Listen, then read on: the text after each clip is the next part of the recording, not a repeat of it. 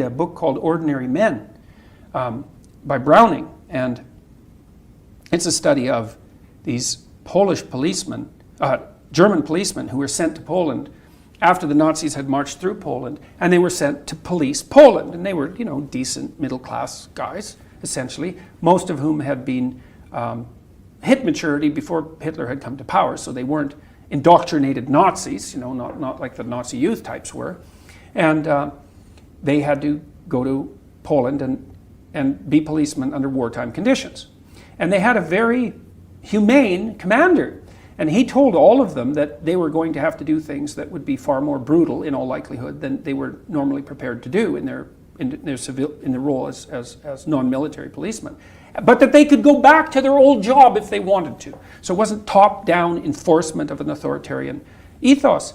And Browning documents their transformation from the guy next door, you know, the policeman next door, into people who were taking naked pregnant women out into fields and shooting them in the back of the head. And it's a brutal book because, well, these men, it's like, it just ruined them to do that to themselves. They were physically ill during the process of transformation, you know, and he does a very good job of documenting how an ordinary person transforms into a Nazi murderer. And I had to read that. I said, but don't you compartmentalize it.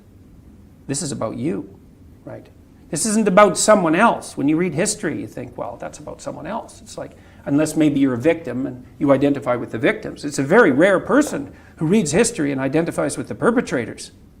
But unless you read history and identify with the perpetrators, then you don't understand history at all. And so who wants to understand that?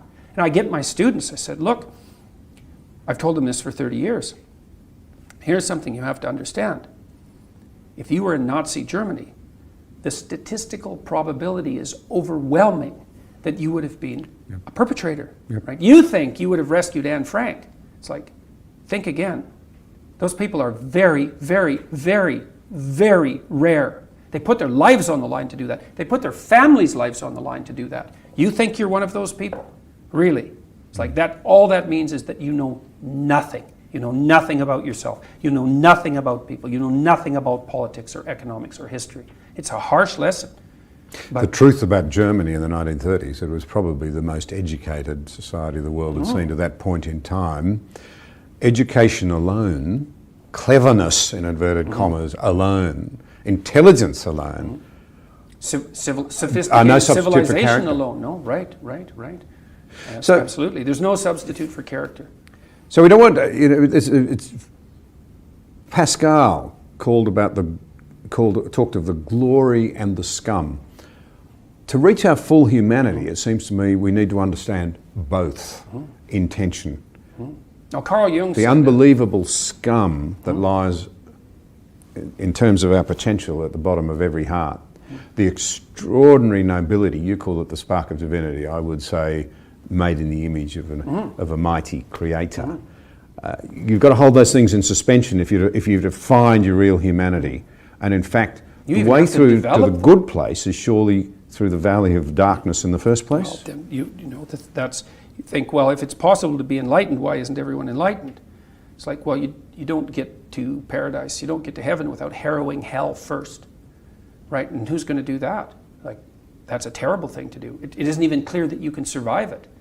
No, I mean, it's brutally damaging to come to terms with your own proclivity for malevolence, and so people don't do it, and it's no wonder.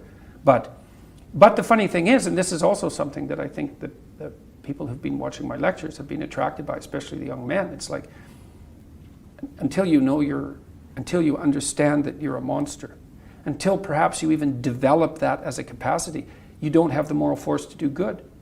And so not only is that descent to begin with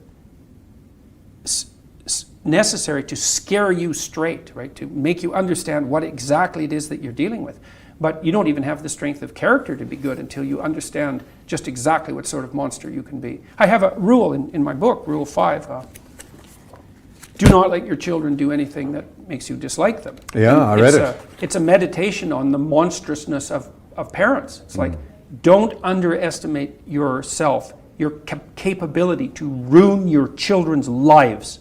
You let them act in a manner that makes you disapprove of them. You will take revenge on them in ways you cannot even imagine. And unless you understand that, you're not going to be careful enough as a parent, and you're not going to set proper boundaries. Don't let your children annoy you. It's a very bad idea. Now, that means that you should try to regulate your proclivity to be annoyed, and you should try to be civilized, and you should talk to your partner, your wife, or your husband about your oversensitivities and foolishnesses. But having said that, you need to know who the monster is, and it's you. Individual malevolence is real. To constrain it inside yourself is extraordinarily daunting. To read history as a perpetrator is traumatizing. These are hard things.